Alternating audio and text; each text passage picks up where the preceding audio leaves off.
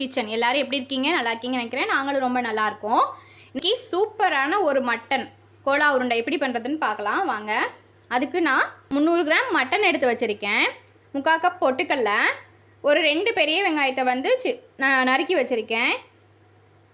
சின்ன தேங்காயாக இருந்த 3/4 முடி தேங்காய் வந்து சின்ன சின்னதாக பல்ல இந்த மாதிரி கட் பண்ணி எடுத்துக்கோங்க.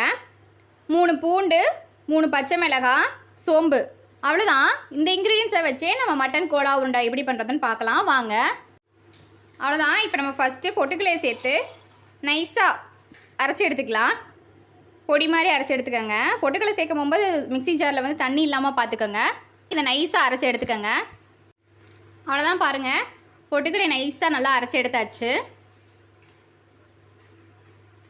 இப்போ அதே மிக்ஸி ஜாரில் வந்து நம்ம தேங்காவை சேர்த்துக்கலாம்.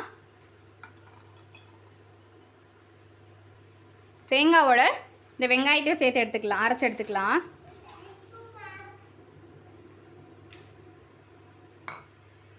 இது கூட பூண்டு, பச்சை மிளகாய், அது கூட 1/2 டீஸ்பூன் சோம்பு, தண்ணி ஊற்றாமல் கொஞ்சம் குறைன்னு அரைச்சி எடுத்துக்கலாம். அவ்வளோதான். நம்ம தேங்காய், பூண்டு, பச்சை மிளகாய், சோம்பு சேர்த்து அரைச்சது தண்ணி ஊற்றாமல் அரைச்சி வச்சுருக்கோம். இந்த மாதிரி அரைச்சி எடுத்துக்கோங்க. இப்போ மட்டன் வந்து நம்ம கொத்தி தான் வாங்கியிருக்கோம், இருந்தாலும் மிக்சியில் சேர்த்து பல்ஸ் விட்டு எடுத்துக்கலாம். அவ்வளோதான், நம்ம அரைச்சி எடுத்து வச்ச பொருள்லாம் இருக்குது.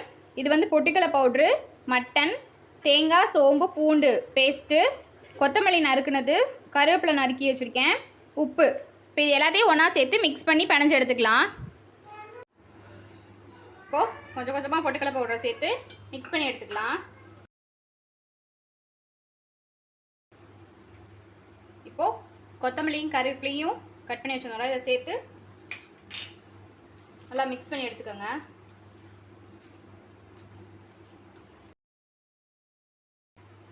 அவ்வளோதாங்க, நம்ம கோலா உருண்டை ரெடி ஆயிடுச்சு. அவ்வளோதான். இப்போ கறி வரடை, அவ்வளோதான். இப்போ கோலா உருண்டை வடைக்கு வந்து மசாலா ரெடி ஆயிடுச்சு. இப்போ கொஞ்சமாக எண்ணெய் விட்டுக்கோங்க.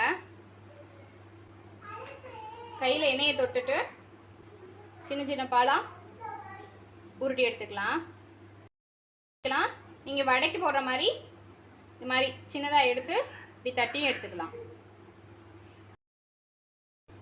இந்த மாதிரி எடுத்துக்கோங்க.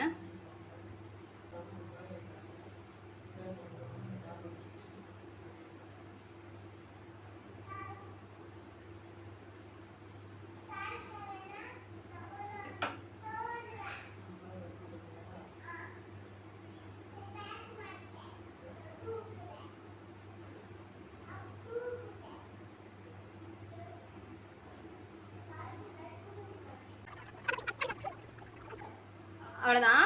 இப்போ வாங்க இந்த வடையை பொரிச்சு எடுத்துடலாம். காஞ்சிருச்சு. இப்போது வடையை பொரிச்சு எடுத்துக்கலாம்.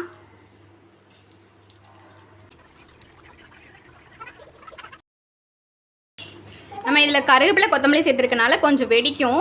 அதை கொஞ்சம் பார்த்து கவனமாக பொரிச்சு எடுங்க. மட்டன் வடை வந்து பொரிஞ்சிடுச்சு.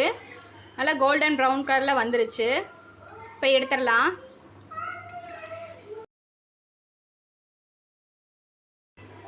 அவ்வளோதான், நம்ம மட்டன் கோலா உருண்டை வடை ரெடி ஆயிடுச்சு.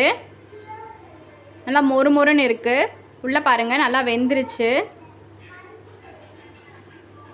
நீங்களும் உங்கள் வீட்டில் இது மாதிரி மட்டன் கோலா உருண்டை செஞ்சு அசத்துங்க. இது மாதிரி தொடர்ந்து வீடியோ பார்க்க பப்புஸ் கிச்சனை சப்ஸ்கிரைப் பண்ணி, லைக் பண்ணி, ஷேர் பண்ணி, கமெண்ட் பண்ணுங்கள். தேங்க்யூ ஃபார் வாட்சிங்.